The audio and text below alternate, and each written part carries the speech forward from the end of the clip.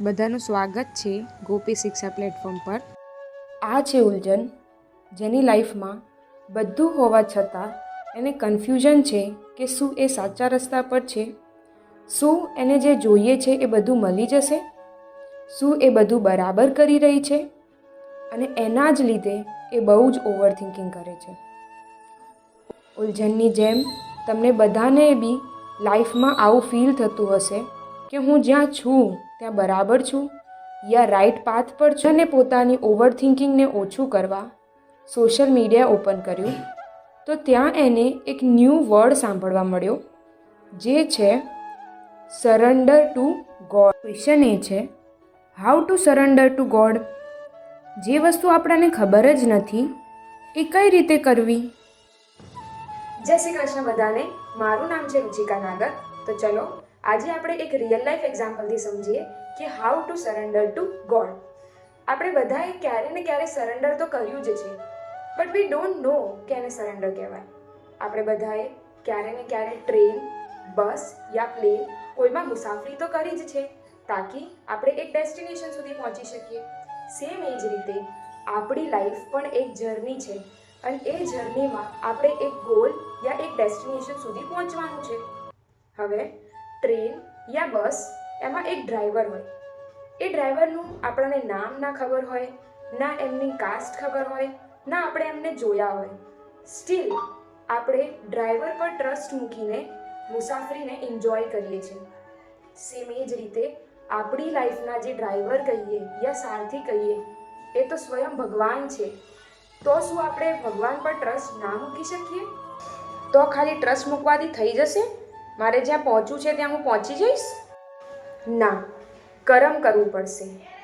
બસમાં મુસાફરી કરીએ ત્યારે સૌથી પહેલાં આપણે ટિકિટ લેવી પડે, સામાન ઉપર ચડાવવો પડે, ડેસ્ટિનેશન બી આપણે જાતે નક્કી કરવી પડે કે આપણે ક્યાં સુધી પહોંચવું છે, સામાન બી આપણે જાતે જ ઉતારવો પડે। એ જ રીતે લાઈફની જર્નીમાં બી આપણે કરમ તો કરવા જ પડશે। એકલું ભગવાન પર ટ્રસ્ટ મૂકીને બેસી જઈએ તો કામ નહીં ચાલે। આપણે જ્યાં પણ છીએ, આપણે જોબ કરતા હોઈએ, આપણે સ્ટુડન્ટ હોઈએ, હાઉસવાઈફ હોઈએ યા આપણું બિઝનેસ હોય, આપણે બધી જ જગ્યાએ આપણું કરમ કરતા રહેવું જોઈએ। પણ અગર એ કરમ ડિફિકલ્ટ છે અને એ કરતાં કરતાં હું થાકી જાઉં અને ગીવઅપ કરી દઉં તો શું? જો ડેસ્ટિનેશન સુધી પહોંચવું હોય તો સફરને પૂરેપૂરો પાર કરવો પડે।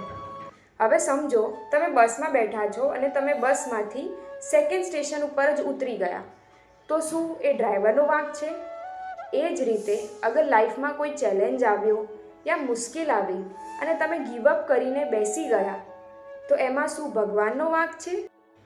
અમુક વાર તો હું ગીવઅપ પણ નથી કરતી અને મારું કરમ 100% કરું છું, છતાંય ભગવાન મને જે જોઈએ છે એના કરતાં કંઈક બીજું જ આપી દે છે।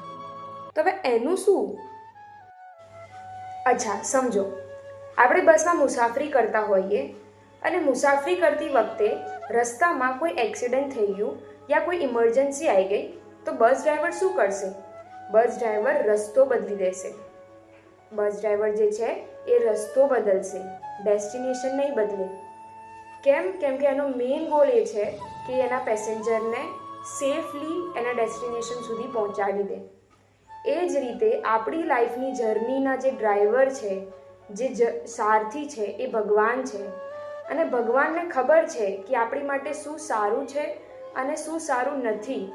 તો અગર એ કોઈ વસ્તુ નથી આપી રહ્યા એનો મતલબ એ છે કે એ વસ્તુ આપણા માટે બની જ નથી યા તો એ આપણી માટે સારી નથી।